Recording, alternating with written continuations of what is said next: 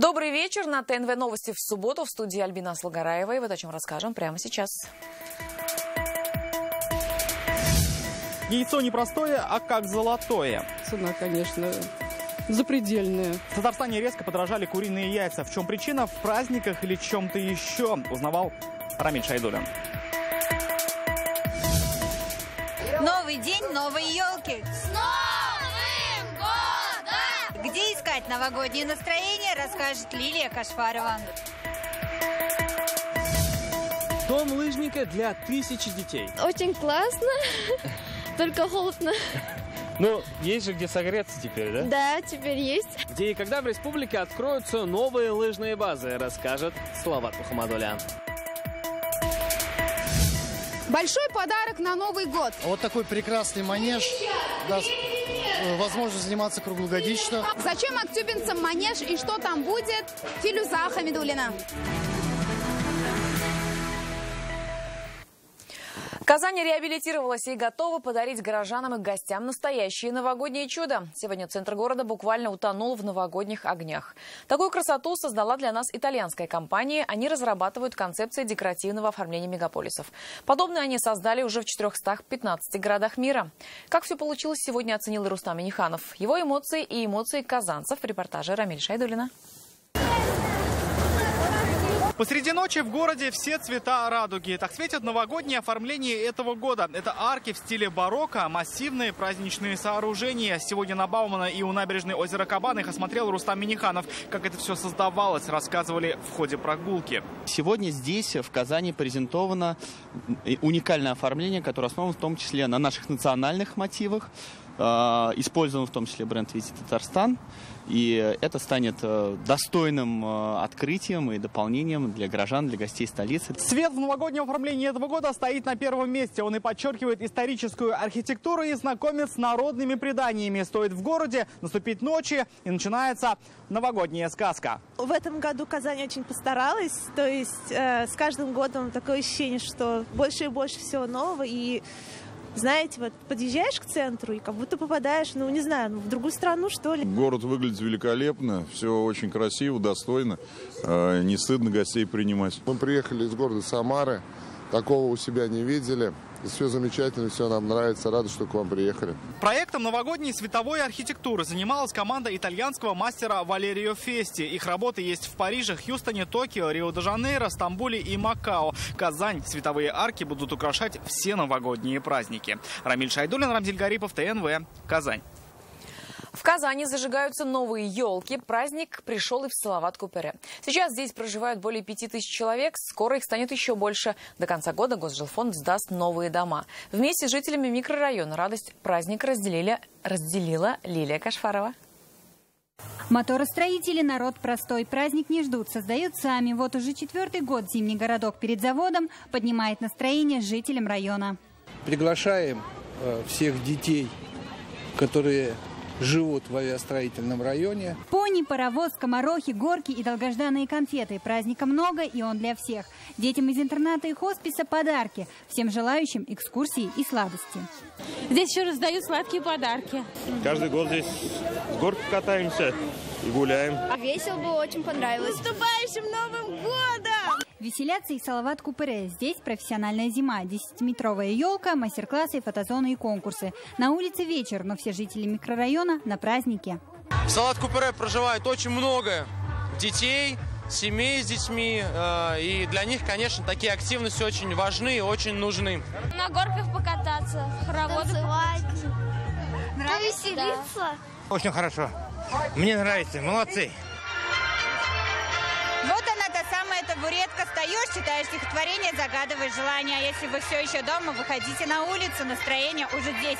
Разделите самый семейный праздник с теми, кто в этом нуждается. С Новым годом! Лилия Кашфарова, Александр Лобанов, Игорь Романов, ТНВ, Казань. Неприятный сюрприз перед Новым годом от птицефабрик. Цена на десяток яиц в магазинах достигла 80 рублей. Почему так дорого? Такой вопрос стал частным в адрес продавцов. Те кивают на производителей. Так где же яйцо зарылось в нашем репортаже? А скажи, пожалуйста, почему такие цены? 83, 74, было уже 50 с чем-то. Вы знаете, уже 3-й день такие цены. Мы сами даже не можем понять, почему именно такие именно привозят по этой цене. То есть нам не аргументируют. Яйца по 83 и 86. За пару месяцев стоимость десятка выросла почти на 40%. По данным Татарстанстата, еще в ноябре они стоили 50, а в декабре 56. Сегодня на полках торговых сетей одна коробочка обойдется не меньше, чем в 70 рублей. Чуть ниже цены можно встретить на городских рынках. Вот, например, деревенская за 63, но и это не 50 за десяток, за которые можно было купить яйца еще этой осенью. Было же и 35, и 39, и 40, а сейчас вон по 75, по 70, по 60. Самые дешевые 66, 63. Я недели 3 тому назад по 60 брала. И сейчас сколько? 75. Если мы брали вот месяц тому назад 55, то, извините, 90-80 это уже цена, конечно, запредельная. В республиканском Минсельхозе резкий взлет цен на яйцо объясняют в первую очередь ростом стоимости зерна. В этом году оно подорожало на 20%. Плюс уже фермеры замечают, растут цены и на энергию, и на сбыт. Наверное, третий немаловажный фактор – это то, что аппетиты, возможно, торговых сетей также повлияло на цены. Лучше, наверное, посещать те рынки, которые организованы Министерством сельскохозяйства и продовольствия. Там цены на данный вид продукции на 25-30% дешевле, чем в торговых сетях. Если яйца теперь так дороги, сколько они стоят у производителей? Чтобы узнать это, мы позвонили в одну из местных птицефабрик. Выяснилось, что даже оптом сегодня они стоят больше, чем еще осенью в розницу. Одно яйцо 6 рублей. Если газель 80, 90, 100 коробок надо, привезем вам в любую точку Татарстана. 60 рублей за десяток уже отпускная цена. 75 и 80 средние по торговым сетям. Но только из-за дорогого сырья. Эксперты считают, что высокий прайс продиктовал сезон. Рамиль Шайдуллин, Рамзиль Гарипов, ТНВ, Казань. От сыра Маасдам до ракетного корабля сегодня в Казани наградили победителей конкурса «100 лучших товаров России». А Татарстана на федеральном уровне было представлено 134 товара и услуг, из них 43 стали лауреатами. Среди 5 высших наград 3 принадлежат татарстанцам. Каким именно производителям? Зарина Ахметова. Кто бы мог подумать, но лучший Маасдам в России делают здесь, в Балтасинском районе. Сыр родом из Нидерландов уже несколько лет производят на местном молочном комбинате. По словам главного инженера, по вкусу и качеству он ничуть не уступает импортному. В 2008 году мы запустились, и вот с тех пор мы делаем этот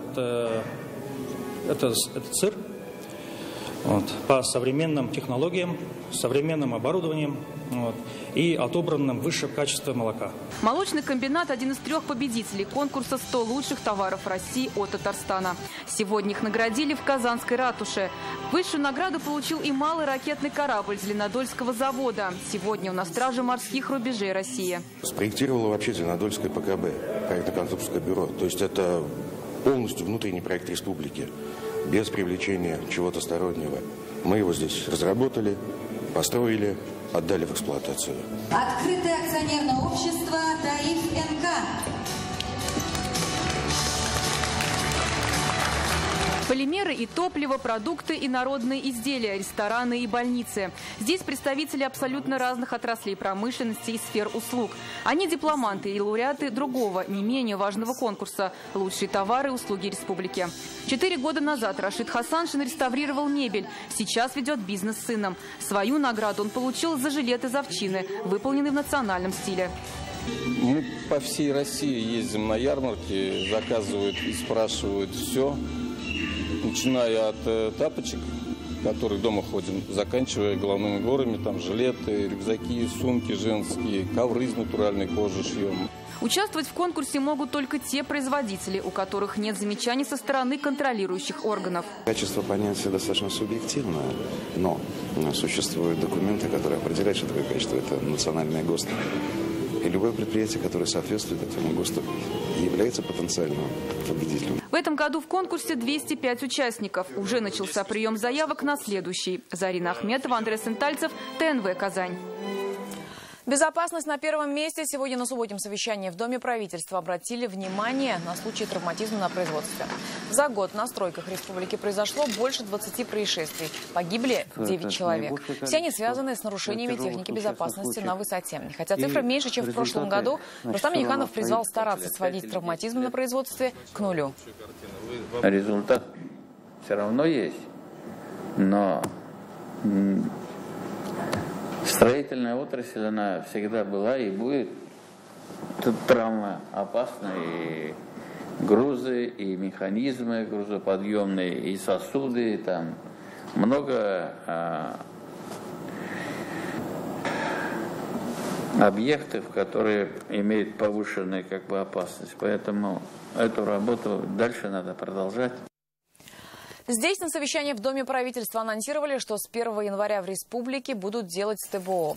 Им будут заниматься 2 региональных оператора в восточной и западной зонах Татарстана. Главы районов должны будут следить за тем, чтобы жители заключали с ними договоры и не было никаких задержек с вывозом, даже в новогодние праздники. Несмотря на то, что это новый механизм обращения с мусором, он должен быть понятен и не вызывать никаких проблем. Предусмотрены серьезные инвестиции, то есть мы должны создать хорошую материальную базу. И, конечно же, вот этот тариф по сравнению с другими, он значительно ниже. Разъяснительную работу, может, горячую линию нам надо будет, Ирик, открыть, чтобы мы людям объясняли, как-то спокойно все это происходило. Но и регоператоры должны себя показать достойно. Высота 4 метра, длина 15 в городе Горно-Алтайск. Появится скульптура Барса. Это подарок нашей республике Алтаю. Автор проекта – известный скульптор Владимир Демченко. Его зодчие украшают Казанский Кремль. В Елабуге им увековечена Марина Цветаева. Каким же будет алтайский барс? Макет уже готов. Нам сегодня его показали. Мне больше нравится, конечно, вот это с большими дырками. Но пока еще проект не утвержден, выбирают между 2 барсами. Он будет стоять на горе, высота 4 метра, длина 15, полупрозрачный с подсветкой. Хотя бы на такую работу, месяцев 6. Пока каркас сделаешь, вот представьте, 15 метров, да, 9 метров его, только вот его фигура. И, значит, каркас сделать, глину набрать, все это пролепить. Посмотреть, как, да, может что-то где-то прибавить, убавить. И писатели были. А это памятник Великой Отечественной войны. Тоже пока только проект. Его Владимиру Андреевичу заказали для Казанского парка Победы еще 2 года назад. Дело пока встало. Денег нет. Но это персонажи все непосредственно не вымышленные герои, а все на самом деле они были. Это разведывательная группа, разведчики, которые первые поднялись на рестах. Исторических проектов много, в том числе и касаемо истории татар и мусульманства. Бюсты известных личностей. Здесь невозможно не отметить Ментимер Шаймиева. Здесь же Хади Такташ, Хасан Туфан, Муса Джалиль и другие.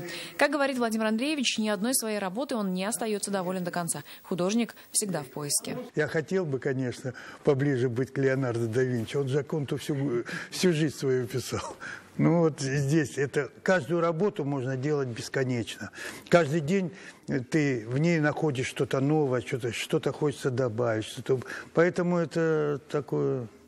У Владимира Демченко много работ, сделанных, что называется, в стол. Многие из них так или иначе связаны с Татарстаном. Их макеты здесь, в его мастерской, в центре города. Он надеется, что хотя бы часть из них когда-нибудь украсит республику. Альбина Слугараева, Игорь Романов, ТНВ, Казань.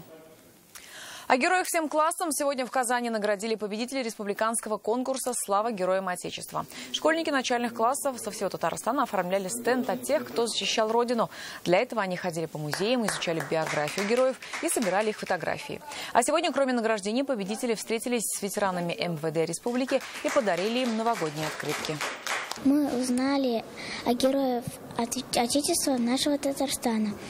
Мы узнали о их подвигах и то, что про них названы улицы Татарстана. Мне очень понравился Сулымбек Асканов.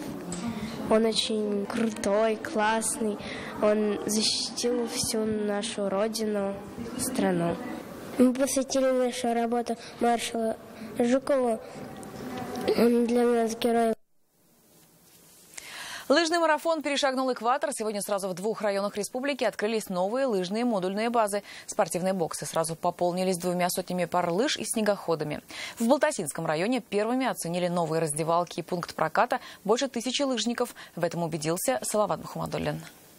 Раньше было, мы одевались в автобусе, и после соревнований было холодно. Спокойно, отвечая на наши вопросы, Фарис Гумаров готовится к своему старту. Говорит, даже непривычно, что не нужно торопиться. Пятиклассник, лыжник-любитель, пошел по стопам отца. Когда у нас есть свободное время, мы с папой приезжаем сюда и катаемся.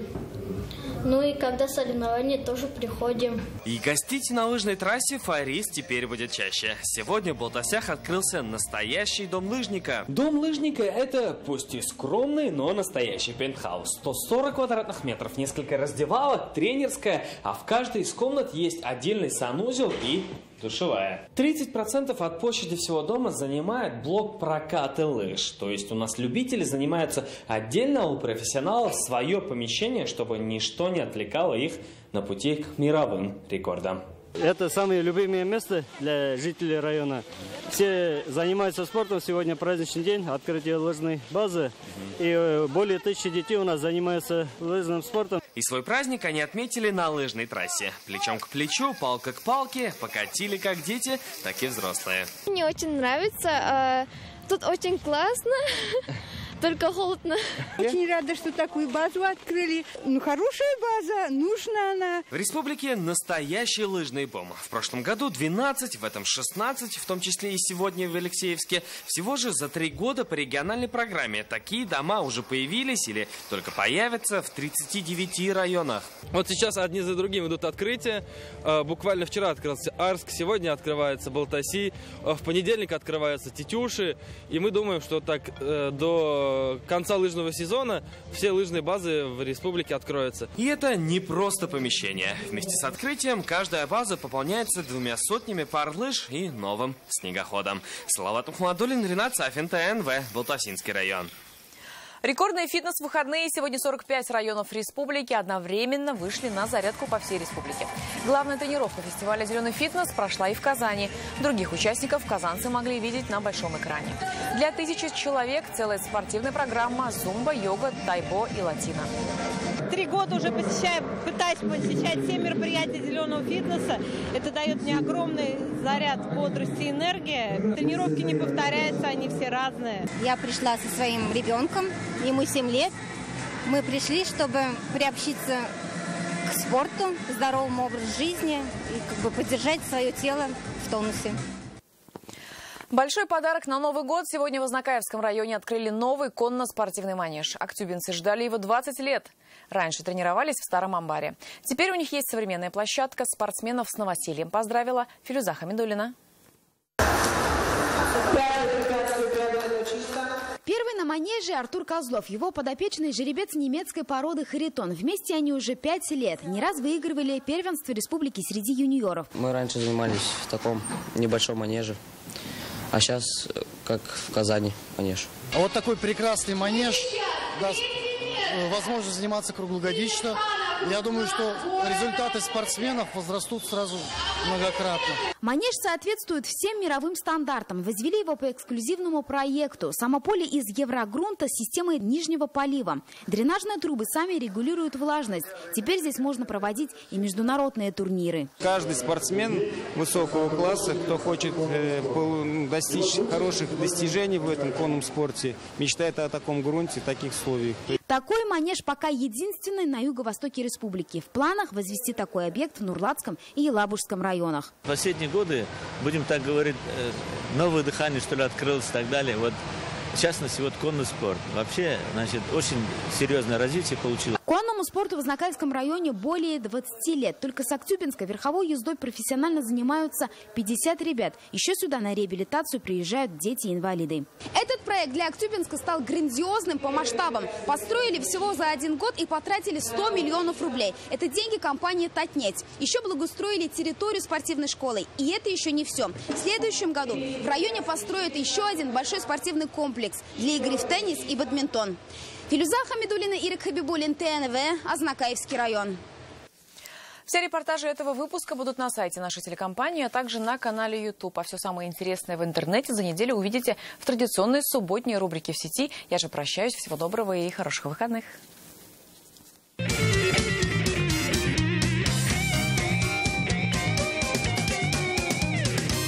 Всем привет! Буквально неделя осталась до Нового года. Уже все начинается пропитываться вот этой новогодней атмосферой, настроением, и интернет не исключение. Все выкладывают атмосферные фотки и видео, мандаринки, подарки. Короче, все в новогоднюю тему. Ну что, давайте устроим предпраздничную прогулку по всемирной паутине. Это рубрика «В сети». Начнем! Итак, начнем с картинок, фотографий и мемов. Картинка, которая является примером доброты и заботы о наших братьях меньших. В Татарстане замечена вот такая классная современная кормушка для птичек. Причем с широким ассортиментом. Не удивлюсь, что у них есть еще инстаграм-аккаунт. Самый популярный мем этой недели – Татарстанас. Один щелчок – и вы все станете маленькими вкусными ичпочмачками. Ну и, конечно же, казанцы целую неделю наблюдали, как в центре города устанавливали светящиеся декорации. И вот, буквально пару дней назад их включили. Та-дам! Красота! Песня про Нижнекамск, которую мы уже неоднократно обсуждали, дает свои плоды. Татарстанцы решили пойти дальше, и теперь у нас есть песни еще про несколько уникальных городов республики.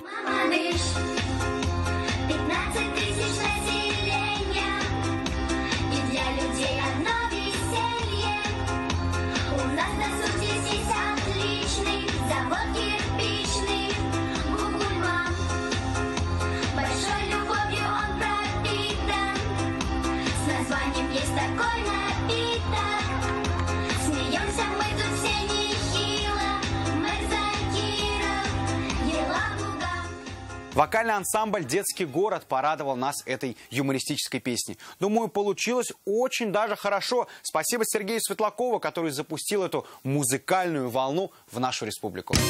Ну а сейчас небольшая прогулка по самому популярному инстаграму Татарстана в нашей традиционной рубрике «В сети с президентом».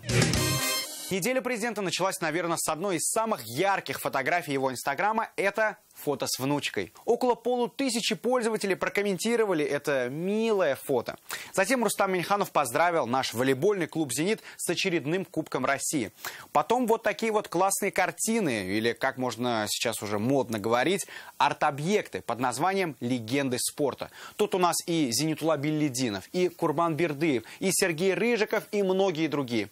Ну и снежная, темная площадь Свободы. Продолжим тему президента. Буквально пару дней назад прошла традиционная большая пресс-конференция Владимира Путина. Но мы с вами поговорим только об интересных моментах. У президента поинтересовались, как у вас дела со здоровьем, как вы себя чувствуете. На что Владимир Путин ответил резко, но с юмором. Не дождетесь. А кто-то решил спросить то, что ни одно СМИ не спросит. А когда вы женитесь? И на ком? А вы женаты? Да, не жалею. Он женат и хочет, чтобы мне было тоже так же, как ему. Вообще, в принципе, смешного было много, так как президент у нас с хорошим чувством юмора. Так что, если интересно, посмотрите. Ну, а мы идем дальше. Скоро уже Новый год, ну, как вы могли заметить. И все дети ждут Деда Мороза, который вручит всем подарки и радость. Но бывает и такое, что два Деда Мороза встречаются на одной улице.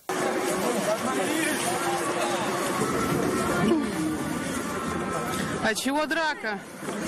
Видимо, они спорят, кто из них настоящий. О, вот, один снял из них костюм, значит, он и есть не настоящий. Все, ребята, расходимся. Но в Новый год ругаться не надо. То ли дело у нас в Альметьевске. Там прошел заезд Дедов Морозов. И заметьте, не на санях, а на велосипедах. Вот так вот дружно в костюмах на велосипедах. Молодцы! Совместно с поисковой системой Яндекс мы составили топ тем, которыми больше всего интересовались татарстанцы на этой неделе. Как бы это удивительно ни звучало, но на этой неделе в топе премьеры фильмов. Видимо, все решили перед Новым годом посмотреть все кинокартины. На первом месте премьера фильма «Бамблби», продолжение истории о трансформерах. Вторая строчка – фильм «Аквамен», фильм по комиксам DC. И на третьем месте мультфильм «Гринч» по мотивам фильма 2000 года «Гринч. Похититель Рождества». И напоследок давайте посмотрим на знаменитые сцены из фильма «Один дома», только уже 28 лет спустя. Всем хороших выходных, готовьтесь к уже празднику и будьте в сети. Пока! Mom? Dad? Hey, Google, remind me to clean these sheets later. Okay, I'll remind you. Too bad AC. Someone's at the front door. What do I owe you? Looks like you paid online. Keep the change, you filthy.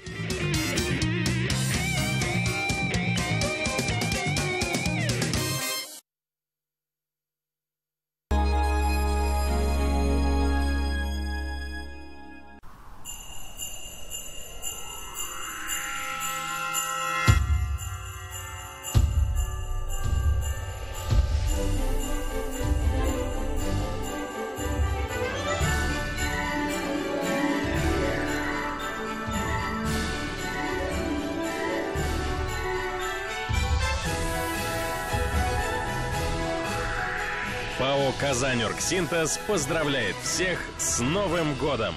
Автоцентр марка Nissan к этой распродаже год готовился. Успей взять свой Nissan с выгодой до 350 тысяч рублей. Звони 4 пятерки 3 единицы. Операция на веках 13 тысяч рублей. Клиника Кузлер 295 94 40. Татаринформ. 27 лет мы делаем новости. На русском и татарском языках. На любых мобильных устройствах. Новости, события, подробности.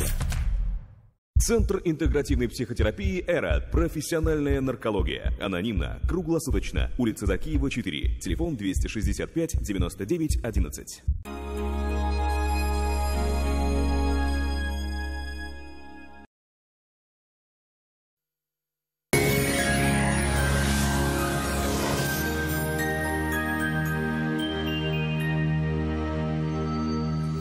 Здравствуйте!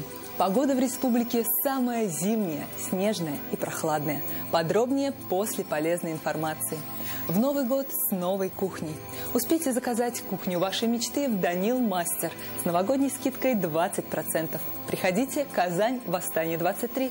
Звоните 2-167-166. В воскресенье облачная погода сохранится. Днем ожидается снег.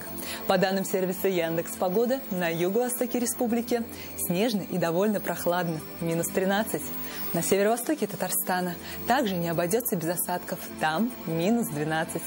На севере республики ожидается пасмурный и снежный день. Минус 13, минус 14. На северо-западе республики аналогичная ситуация. Минус 12, минус 13. На юго-западе Татарстана небо будет хмуриться весь день. 9-10 градусов ниже 0. В центре Татарстана вероятен снег. Минус 11, минус 12. В понедельник станет теплее. Ожидаются снегопады. Спонсор показа – клиника Фарм-Т. Лечение аденомы и простатита по европейским стандартам. Без боли операции на израильском аппарате Термекс. Телефон в Казани 292 66 77. Клиника Фарм-Т. Радиоволновое лечение аденомы и простатита на израильском аппарате Термекс. Без боли, без операции. 292 66 77. Новый год – время, когда сбываются самые заветные мечты. Только в декабре потребительский кооператив «Семейная копилка» дарит пайщикам сертификаты на отдых в санатории. Программа «Тариф новогодний». 18% годовых сроком на 12 месяцев. Подробности по телефону 843 239 17 36. Улица Чистопольская, 55. Спонсор программы – потребительский кооператив «Семейная копилка». Время идет, доход растет. Вас ждут по адресу Казань, Чистопольская, дом 55. Телефон 239 17 36. В Казани ожидается снежный день. 10-12 градусов ниже 0. Ветер юго-восточный 5 метров в секунду. Атмосферное давление 759 миллиметров ртутного столба.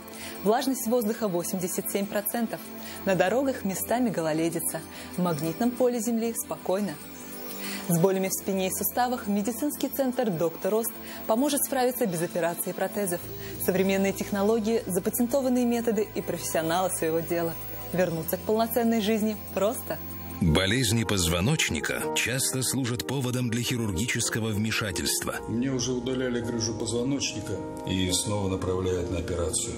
Что делать? В таких случаях готовы помочь в медцентре «Доктор Ост». Здесь проводят лечение на уникальных роботах, которые приходят на смену скальпелю хирурга. У пациентов, как правило, уже после нескольких процедур возможно уменьшение боли и улучшение подвижности. Не терпите боль. Запишитесь в «Доктор Ост».